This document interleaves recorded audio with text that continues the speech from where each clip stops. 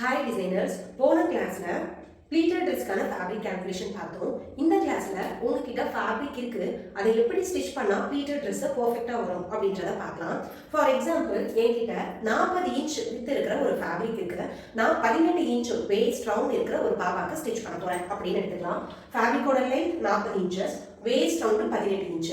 இதுக்கு அடுத்து number of pleats நீங்க கால்குலேட் பண்ணணும். நம்பர் ஆஃப் ப்ளீட்ஸ் நீங்க எடுக்கிறது தான், உங்களுடைய விருப்பம் தான். எனக்கு இந்த Dress மொத்தம் எத்தனை ப்ளீட்ஸ் வேணும் அப்படின்னு நான் 10 ப்ளீட்ஸ் டோட்டலா இருக்கணும் அப்படின்னு நான் எடுத்துக்கிறேன். Number of pleats 10. அதுக்கு அடுத்து ப்ளீட்ஸோட வித். ப்ளீட்ஸ் வித்துக்கான ஃபார்முலா பார்க்கலாம். ப்ளீட்ஸ் வித்துக்கான formula waist round divided by number of pleats. என்னுடைய waist round 18 inch, number of pleats 10. டோட்டலா பார்க்கும்போது எனக்கு 1.8 இன்ச்சஸ் வருது. இன்னும் நமக்கு தெரிய வேண்டியது ஒண்ணே ஒன்று தான், ப்ளீட்ஸ் இன்டேக் அப்படின்னு சொல்லணும். Pleats intake ஆன formula fabric length minus waist round divided by number of pleats. இல்ல fabric length அப்படின்றது 40 inches. அந்த 40 inches அப்படியே எடுத்துக்காங்க. seam allowance விடணும், அதாவது நம்ம சைடு ஜாயின் பண்றதுக்காக. இப்போ பாருங்க, நான் ஃபேப்ரிக் லென்த் 2 இன்ச் மைனஸ் பண்ணியிருக்கேன். 2 இன்ச் மைனஸ் பண்ணுறீங்கன்னா ஸ்டார்டிங்கில் 1 இன்ச், முடியும் போது 1 இன்ச், அந்த மாதிரி. இதே வந்து 1 இன்ச் மைனஸ் பண்ணுறீங்கன்னா ஸ்டார்டிங்கில் 1/2 இன்ச் சீம் அலவன்ஸுக்கு, முடியும் போது 1/2 inch. Pleats intake 2 inch formula படி கண்டுபிடிச்சோம். ப்ளீட்ஸ் வித் 1.8 கண்டுபிடிச்சிட்டோம். இப்போ இதை எப்படி நான் கிளாத்தில் மார்க் பண்ணுறேன் அப்படின்றத பார்க்கலாம். இல்லை நீங்கள் கிளாத்தில் மார்க் பண்ணும்போது ஃபஸ்ட் எடுத்தோடனே சீம் அலவன்ஸ் நீங்கள் விட்டுறணும். அதுக்கடுத்து ப்ளீட்ஸோட வித்து, அதுக்கடுத்து ப்ளீட்ஸோட இன்டேக், இது ரெண்டும் தான் அதுக்கடுத்து ரிப்பீட்டடாக வரணும். ப்ளீட்ஸோட வித்து, ப்ளீட்ஸோட intake, pleats width pleats intake இப்படின்னு ரிப்பீட்டடாக வரணும். முடியும் போது உங்களுடைய சீம் அலவன்ஸில் முடிக்கும். இதை எப்படி கிளாத்தில் மார்க் பண்ணுறது பார்க்கலாமா? இப்போது நான் 40 இன்ச் வித் இருக்கிற கிளாத் எடுத்திருக்கேன். நம்ம போட்ட சேம் இதே கேல்குலேஷன் தான். சீம் அலவன்ஸ் என்ன, எனக்கு 1 இன்ச்சு.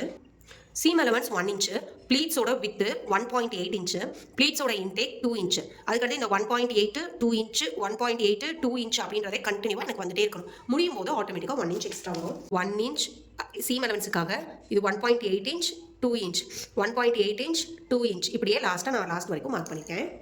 இப்போ இதை எப்படி ஃபோல்ட் பண்ணுறேன்னு பாருங்கள். ப்ளீட்ஸ் இன்டேக் அப்படின்னு நம்ம வச்சிருந்தோம்ல, அது உள்பக்கமாக போயிடணும். இந்த 1 இன்ச் சீம் அலவன்ஸ்க்காக விட்டுருந்தோம், இதை விட்டுருங்க. ப்ளீட்ஸ் வித்தை எடுத்து ப்ளீட்ஸ் இன்டேக்கு மேலே வைக்கணும். ஓகே, ப்ளீட்ஸ் வித்தை தூக்கி ப்ளீட்ஸ் இன்டேக்கு மேலே வைக்கணும். வச்சுட்டு இந்த இடத்துல நான் ஒரு பின் பண்ணுறேன். இப்போ உங்களுக்கு சொல்லி காட்டுறதுக்காக ஒரு பேர்ல் பின் பண்ணியிருக்கேன். இது pleats with 1 inch, pleats with 1.8 inch. இதை கொண்டு போய் ப்ளீட்ஸ் இன்டேக் மேலே நான் வைக்கிறேன். ஓகே, இதை இப்படியே பின் பண்ணுங்கள்.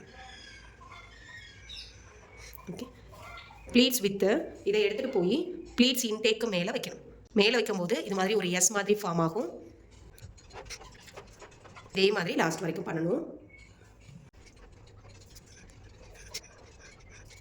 இப்போ பாருங்கள், இதே மாதிரி லாஸ்ட் வரைக்கும் அரேஞ்ச் பண்ணிட்டேன். ஒன்ஸ் நீங்கள் ப்ளீட்ஸ் அரேஞ்ச் பண்ணதுக்கப்புறம் ஒன்ஸ் அயன் பண்ணிக்கோங்க, அப்போ தான் ப்ளீட்ஸ் வந்து விலகாமல் இருக்கும். இந்த வீடியோ உங்களுக்கு புரிஞ்சிருக்கும், பிடிச்சிருக்கும்னு நினைக்கிறேன்.